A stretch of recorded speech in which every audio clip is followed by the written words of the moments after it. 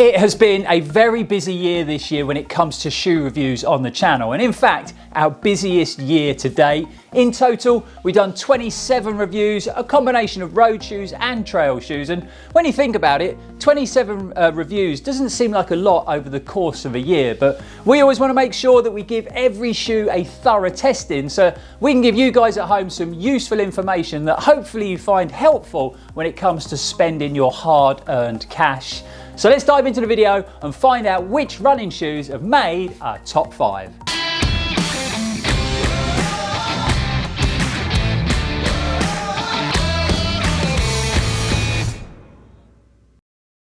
Welcome back folks, I'm Lloyd Purvis and this is Run4Adventure. Hope everybody is fit and well out there and looking forward to Christmas, and thanks for joining us for another video. Before I dive in, don't forget you've got until the 23rd of December to enter this year's giveaway extravaganza. Super simple to do, just go along, watch this video, our giveaway video, follow the details of how to enter. So what I'll do is I'll link that video in the description below so you can check it out, and best of luck. We're going to be announcing the winner in our Christmas Eve special, and one lucky viewer is going to walk away with a bundle of awesome prizes. Big shout out to all the brands that have got involved and donated a prize. It really is appreciated, and the giveaway wouldn't be possible without them. So big thanks to them.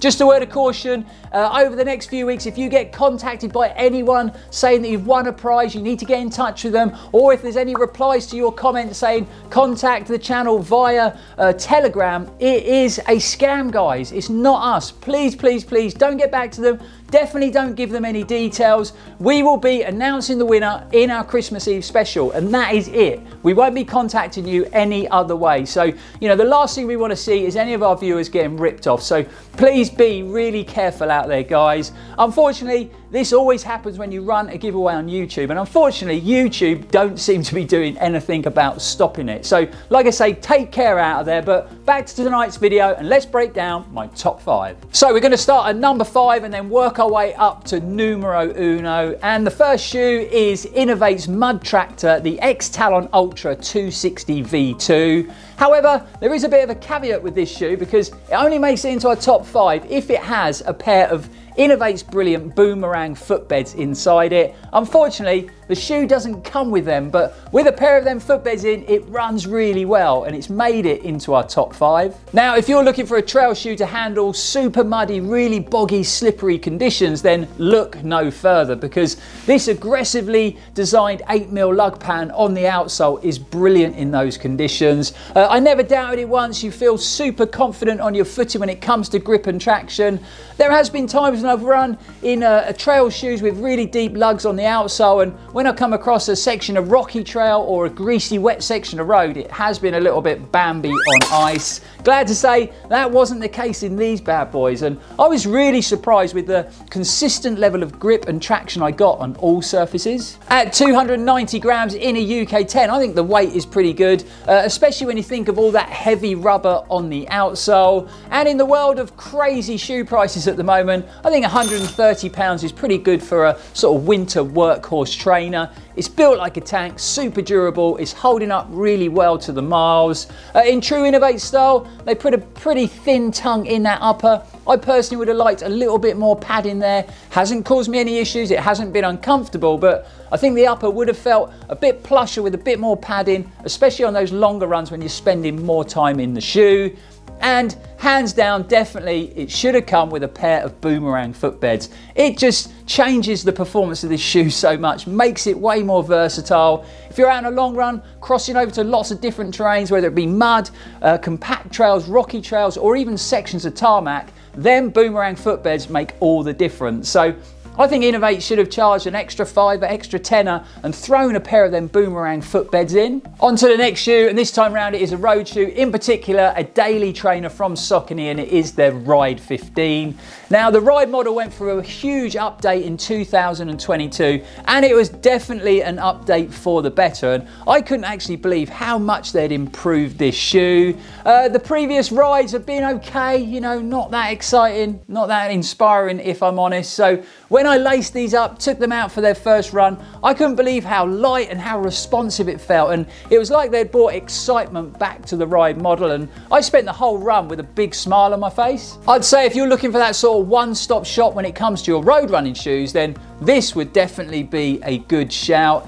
Cushioned enough, stretchy enough to handle those steady weekly miles, but if you want to up the pace to a tempo run or an interval session, then this springs to life, and it actually really enjoys running fast as well. And then you've got the weight, 266 grams in a UK 9.5. You could even pull them on and wear them on race day. Saucony have had another super strong year when it comes to their updates or new models to the market, and I personally think that the new Ride 15 is one of the most versatile daily trainers on the market, and this will pretty much handle everything you throw at it. We are going back to trail shoes for number 3, and this probably has to be the biggest surprise for me in 2022, and it is the Fuga EX2. Now, I've reviewed a few shoes from the brand this year and they've all run pretty good, but clearly the EX2 is head and shoulders above the others in my eyes. It fits my foot like a glove, and it almost feels like it's been sort of personally tailored for my foot shape.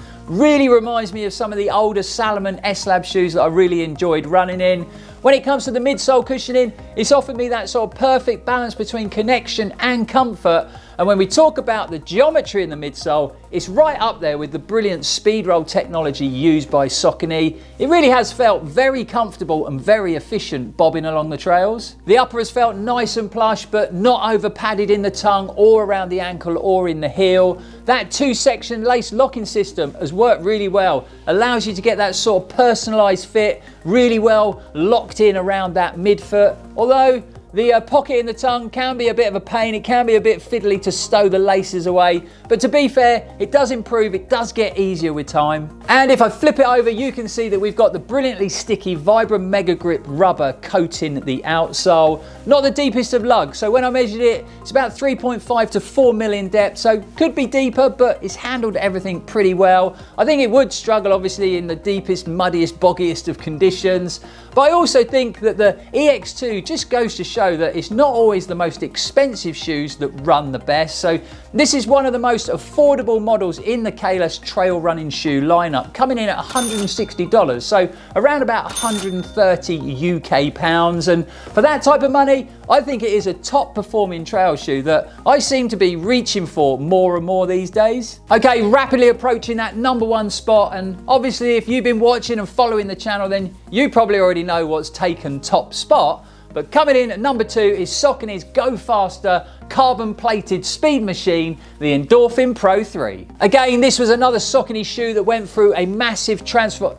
I haven't worn these for a long time, and picking them up, I've forgotten how light they are. Crazy light, this shoe. But yeah, this shoe went through a big transformation in 2022 and was completely remodeled. And it was actually the first time I'd run in an Endorphin Pro, and I was kind of glad that I waited until this model. The previous models of the Pro were very similar to the Endorphin Speed, and that definitely isn't a bad thing because the Speed is a great shoe. But my way of thinking was, if I can get the Speed, say, £35 cheaper, then what's the point in buying the Pros? But now the 2 Endorphin models perform very differently. The first run was actually down at a local park run, and that was the first time I'd sort of upped the pace and pushed real hard on tarmac for a long time. And I was really happy with how the run went, with how the Pro 3s ran, and just the sheer fact that my body held up and I made it round in one piece. I've always been a big fan of the speed roll technology used by Saucony, but when you pair it up with that new Power Run midsole,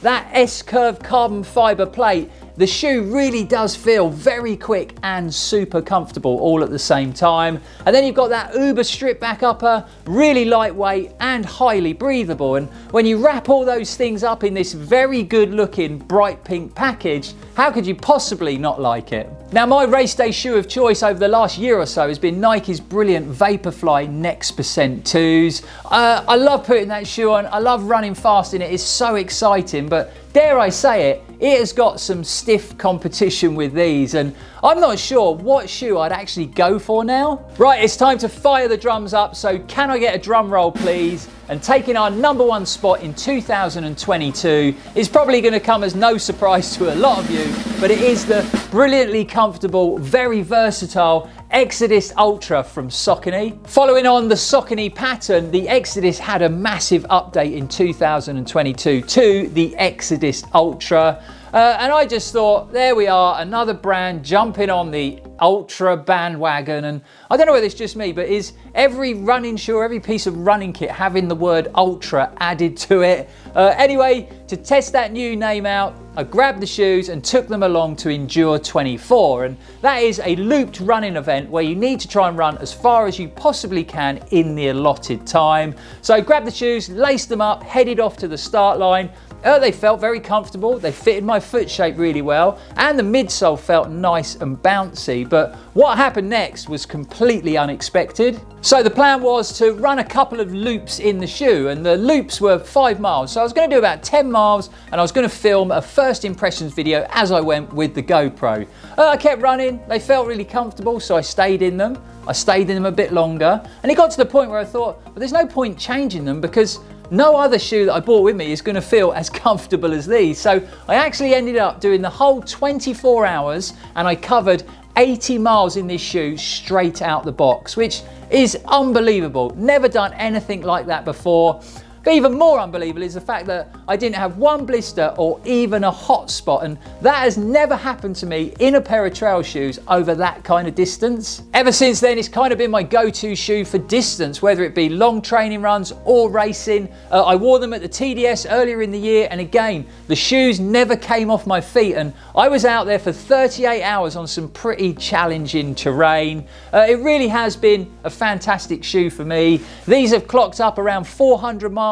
There's still plenty of life left in them yet, but when this pair do go to the running shoe graveyard, I am definitely going to be buying another pair for all of next year's adventures. I've got my fingers tightly crossed that there's going to be some new colorways coming out, because I've got to be honest, this isn't the best looking shoe, is it? It's not that exciting. It's all a little bit dad shoe, and if this had been the top 5 good looking shoes, this wouldn't have made it in, but I think this would have probably taken top spot because the EX2 is a wicked looking shoe. But there you have it, folks. That is my top 5 running shoes for 2022. Really hope you've enjoyed the video. Really hoped you enjoyed seeing my top 5, and it'd be great to get your feedback, guys. What do you think about my selection? Do you agree? Do you disagree? Or even better, let us know what your favorite running shoes of the year are. So get in the comments below and let us know. It's going to be really interesting to see what next year brings, and already seeing some very interesting and some exciting trail running and road running shoes coming out of the States. So